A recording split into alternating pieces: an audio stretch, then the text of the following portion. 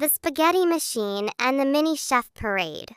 Once upon a time, in a kitchen unlike any other, where machines whirred and steam swirled through the air like magic mist, something truly extraordinary was happening. This wasn't your ordinary kitchen. No, sir. This was Chef Gigantica's gourmet workshop, a secret, super-sized kitchen hidden behind a brick wall in the back of an old bakery. Inside, conveyor belts hummed with life, carrying mountains of spaghetti, rivers of tomato sauce, towers of mushrooms, and even dancing meatballs. But what made this place truly special were the mini chefstini, thumb-sized girls and boys in puffy white hats and spotless aprons. They bustled about the kitchen, each one no taller than a rolling pin.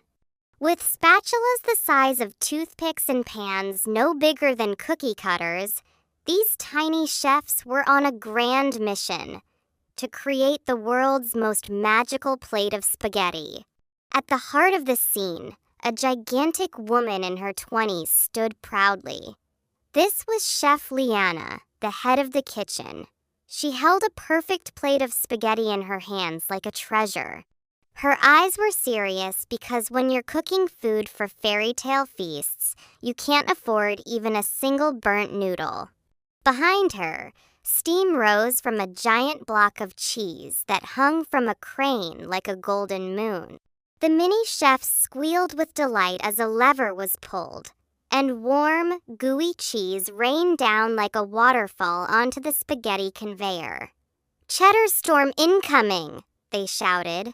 To the side, a basket full of fresh rosemary stood ready, its scent drifting through the smoky air like a forest breeze. One tiny girl, Chef Minette, dived in head first, emerging with a sprig twice her size. "This will be our flavor crown," she cheered. Mini Chef Pip, who wore a blue shirt instead of white because he was in charge of spice magic, dashed past the steaming sauce pots and called out, "All flavors clear. Begin the final sprinkle." The miniatures lined up in formation like a marching band, each with a pinch of pepper, a dash of salt, or a glitter of Parmesan dust. They danced and twirled across the spaghetti parade on the belt, seasoning as they moved. Then, everything stopped. The conveyor belt paused. The steam quieted. Even the cheese crane held still. Chef Liana took one deep breath, lowered her face close to the plate, and said softly, "This is it. The masterpiece."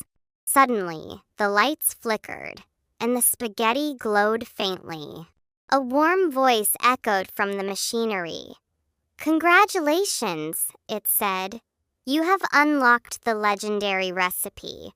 And just like that, the kitchen lit up with sparkles. The mini chefs cheered, bouncing up and down like popcorn. The smell of the spaghetti filled the room with comfort and joy. From that day forward, the story of the spaghetti machine and its tiny culinary heroes spread far and wide. And some say, if you smell rosemary and cheese in the air when you're dreaming, you might just be close enough to peek into the gourmet workshop.